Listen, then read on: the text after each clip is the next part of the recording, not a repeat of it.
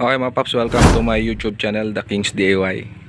So ayan mga paps, inubaran muna natin yung ating motor para ipakita ko sa inyo yung actual do sa charging system natin ng ating mga motor.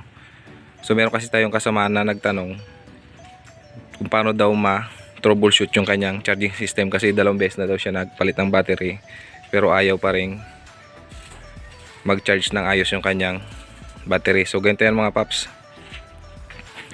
Ayan, ito yung nakarang wiring diagram natin.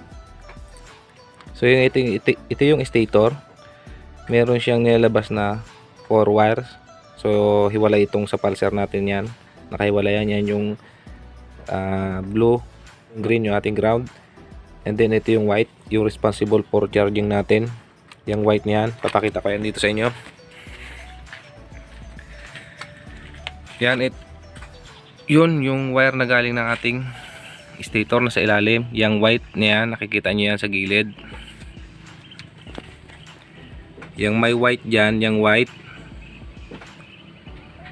may white dyan, yan yung galing ng stator natin. Ang karugtong niyan ito. Yan, yung white na yan.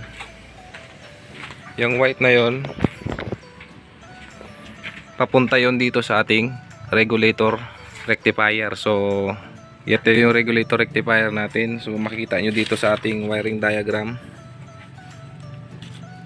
yung sa baba yung white, so pangkaraniwan to white, pero sa ibang motor pink yan, yung white na yan, charging yan. And then yung sa taas nya na yan, yan yung sa taas ng ating regulator rectifier, yan yung papunta ng ating mga fuse na nagcha-charge sa ating battery. Dadaan ng fuse na magcha-charge sa ating battery. So yan yung red. So mapapansin ninyo doon sa wiring diagram natin, 4 yung wire pero dito 5. So yung yellow lang ang nagdalawa kasi isa dyan ay for headlight natin, tsaka tail light natin dyan naka dugtong. Tapos na tayo dito sa wiring na ating stator, papuntang ating regulator rectifier, papunta na sa ating battery. Yung wire na yon, itong red na yan, yung red na may lining na white na yan, papunta yan dito sa ating mga fuse yan, oh. Yung red na may lining na white na yan, yan yung sa charging natin, papunta ng ating battery. So ganito yan mga paps ang pag-test dyan. Mamaya papaanda rin ko itong ating motor para ma-test na kita ninyo kung ano ang papalitan natin, kung ang regulator rectifier, yung stator natin, o yung ating battery.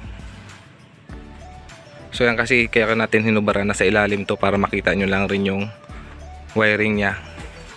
Okay, lagay nyo sa 20 volts and then switch on.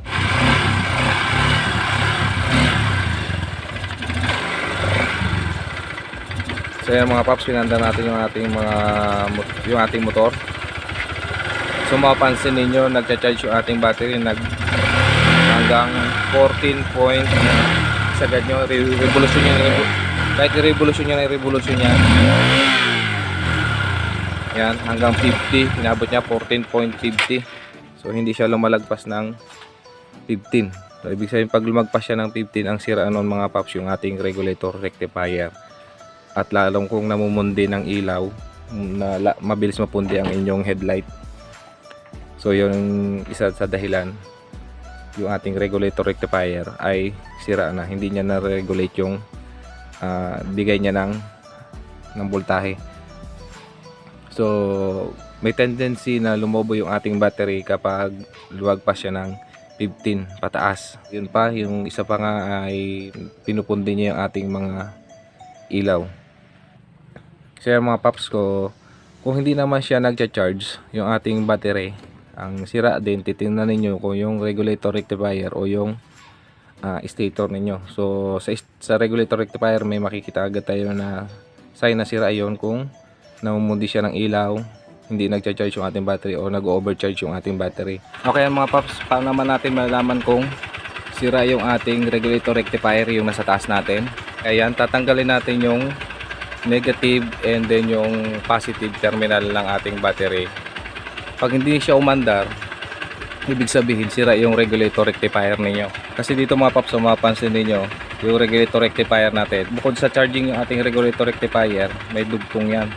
Punta dito sa ating ignition switch.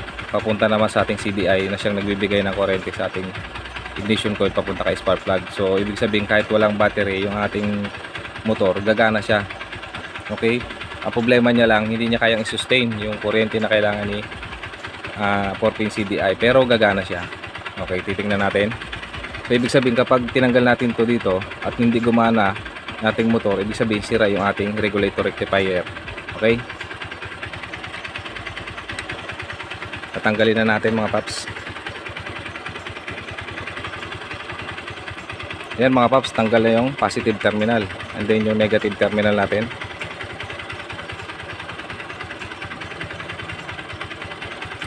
Okay, ayan. Okay yan mga paps, to tanggal na yung negative terminal tsaka positive terminal ng ating battery, pero rinig nyo umandar yung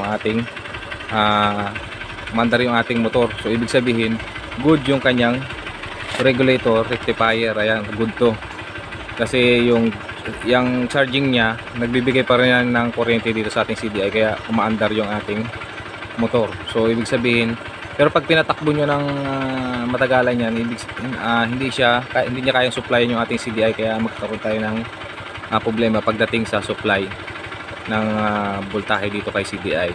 Okay, so good yung ating regulator rectifier na test na natin sa ganung paraan. Itetest naman natin yung stator, kung paano gagamit tayo ng test light. Okay, babalik na muna natin to.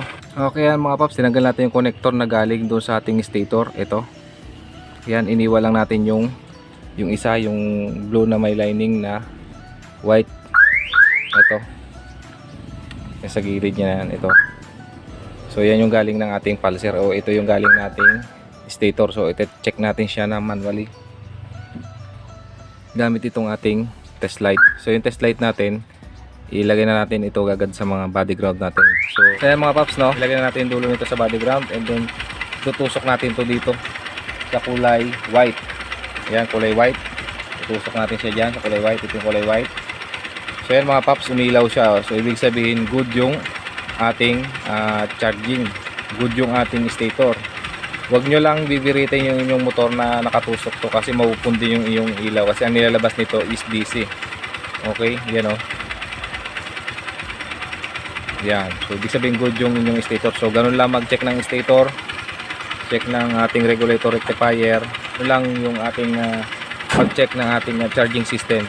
Okay, yan nga pala, shout out natin yung ating kumparing na si Erickson Herrera. Shout out sa'yo, pre. Like a Hellcat.